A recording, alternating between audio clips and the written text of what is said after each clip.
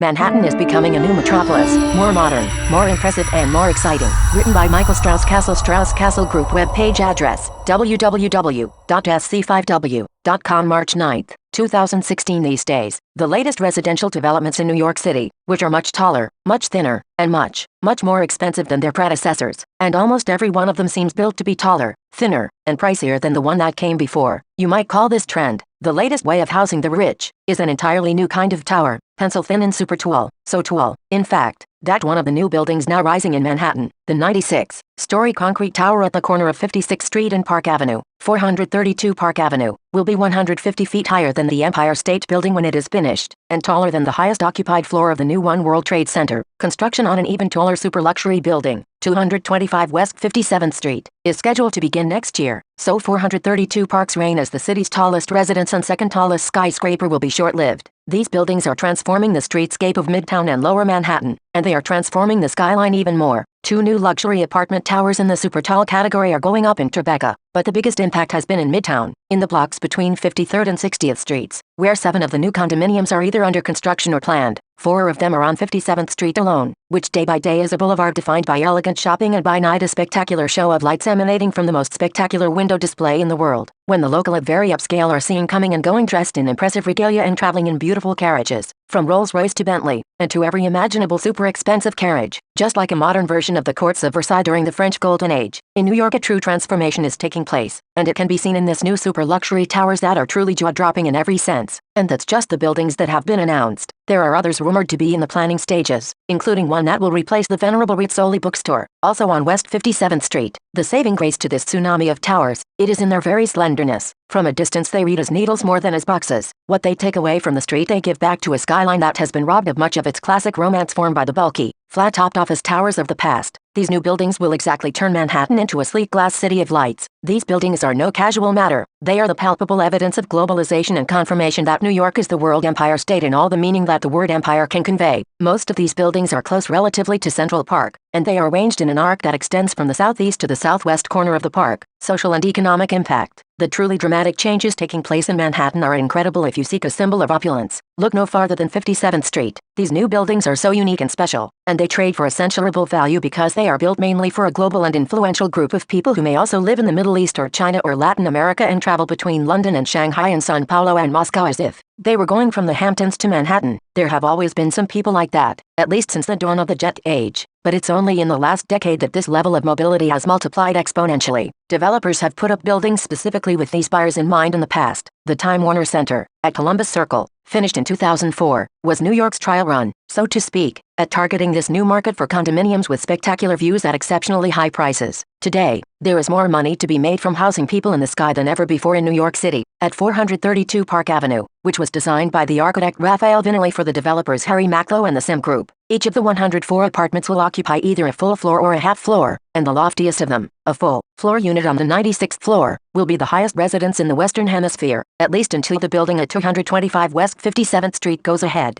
Viñoly's penthouse has already sold for $95 million to an unidentified buyer, which is close to $11,500 a square foot. The average asking price in the building exceeded $7,000 a square foot. The residents at 432 Park will be able to have a bird's-eye view down on the Chrysler Building and just about everything else in Midtown, including their neighbors at 157, the 90-story blue glass tower at 157 West 57th Street, that was recently completed. 157 was the first of this new generation of super tall, super thin, super luxury buildings, and it is astonishing to think that its height of 1,004 feet, just 42 feet shorter than the Chrysler Building, will make it the tallest residential building in the city for a few months only, until 432 Park is finished. 157 attracted a lot of attention for the sale of one of its 2 largest apartments for the then unheard of price of more than $90 million, to an investor group headed by a famed financier. Its developer, is rumored, spent almost 10 years assembling the site, and in 2005 asked the French architect Christian Deportes-Park to come up with a design. Even before the new wave of super tall buildings, the condominium market in New York had become extremely design sensitive, with many of the best architects in the world leading these design of these beautiful projects like Richard Meyer, Jacques Herzog and Pierre de Meuron, Frank Gehry, Jean Nouvel, or Robert A. Amsterdam on many of these buildings, that are true works of art. And how could it not be this way, when real estate development land is so rare of a commodity in Manhattan? Keeping perspective, Manhattan is only 22.5 square miles. Until recently,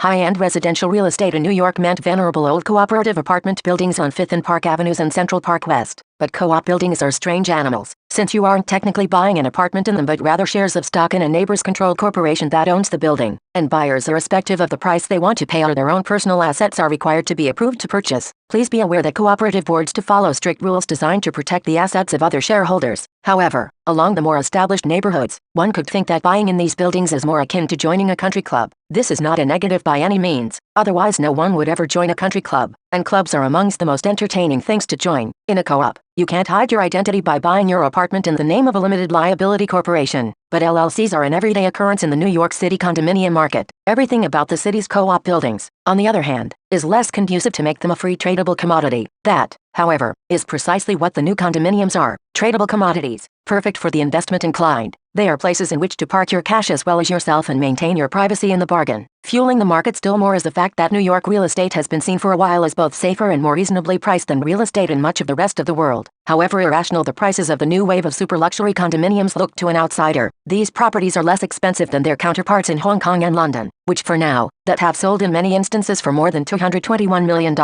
Not for nothing did Jonathan J. Miller of the real estate appraisal firm Miller Samuel call the new condominiums the equivalent of bank safe deposit boxes in the sky that buyers can put all their valuables in and rarely visit. However, to the Michael Strauss Cassel, these incredible properties are more than only safety deposit boxes. They offer in addition a means by which buyers can park their cash, in a commodity that is a hedge against inflation, and a true and viable alternative to paying a central bank money in the form of negative interest when computed together with inflation, such as it has been the case recently in Switzerland and Singapore, or where in other markets cash is, or has been, vulnerable to currency devaluation, sometimes mild but other times enormous, due to hyperinflation, as it has happened in Brazil and Argentina and so many other countries. Only a few months ago, in one single day a very populated country devaluated its currency close to 30% in one single day. The flexibility and fluidity of the condo market is unquestionable, and in New York City, because of how the market is structured, prices have rarely seen a decline in the prime areas. Of course we cannot say that you are assured of a return. However, with 22.5 square miles of land, and a growing global world, I think you, the reader, will not be able to convincingly argue with our optimistic forecast. The Strauss Cassel Group has interpreted these new market developments. Take our turn to interpret and summarize these new developments. The social and economic impact of these developments is clear, and is having marked influence in the dynamics of many markets, including retailing, especially along the Park Avenue and Madison Avenue with 79th Street as a northern boundary and 55th Street as a southern boundary. In this location, the largest concentration of super luxury retailers are fighting for placement, from Hermes with 2 stores, one across the other, selling ladies' purses for more than $60,000 each. Strauss Cassel Group believes Hermes is having annual gross sales north of $700 million out of the Madison Avenue location. We think that Apple could be doing $700 million from the 5th Avenue store, and $300 million and $400 million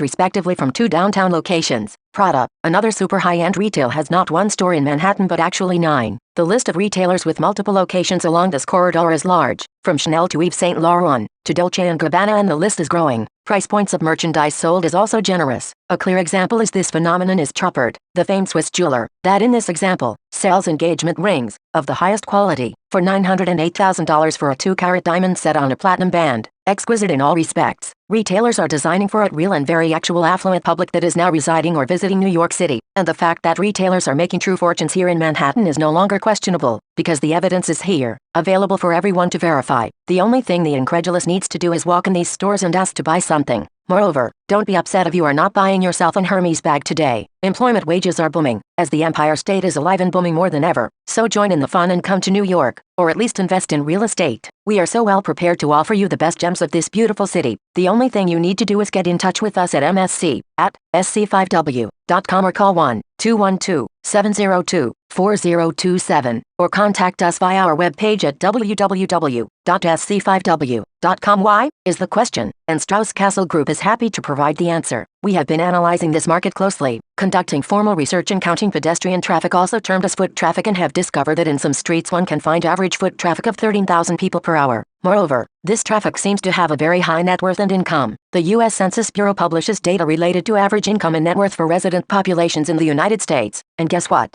Certain areas in Manhattan have populations with average income per household in excess of $220,000 with average net worth in excess of $1.9 million. However, this data includes only U.S. reported income. It does not include the billionaires that are buying $90 and $150 million apartments, and these residents have increased exponentially in the last decade. This is the secret that the Strauss Cassel Group is unfolding, because we want you to join in the fun. The data also points to an increase in tourism that has literally doubled from in less than a decade. In 2014, 56.4 million people came to New York, and they spent more than $60 billion shopping and having fun. This happened in 22.5 square miles, but mainly it happened in the area I am discussing here, the 60s between Central Park West and 3rd Avenue. I have a clear interest in sharing this information with you, the anonymous reader. First, I hope that if you feel motivated to explore your investment goals with me, you will call me, as I am excellently equipped to offer you real alternatives. I have been helping clients invest for more than 2 decades, with documented returns in the 900% factor and more. Real estate is an excellent complement to any investment portfolio. However, knowing where to invest is not an art, but a matter of deep understanding. Second, I have a concrete offer to promote. I am selling a retail building in this specific area between 5th Avenue and Lexington Avenue in the 60s that is new. Built in 2004, is completely retail and will be delivered vacant. It is the perfect real estate for your growing retail business or as gem of an investment, suitable for any kind of high-end retailing activity you can envision, from fashion to wine and spirits, hardware, electronics or jewelry. The location is so incredibly spectacular that even the least creative retailer could experience sales north of $221 million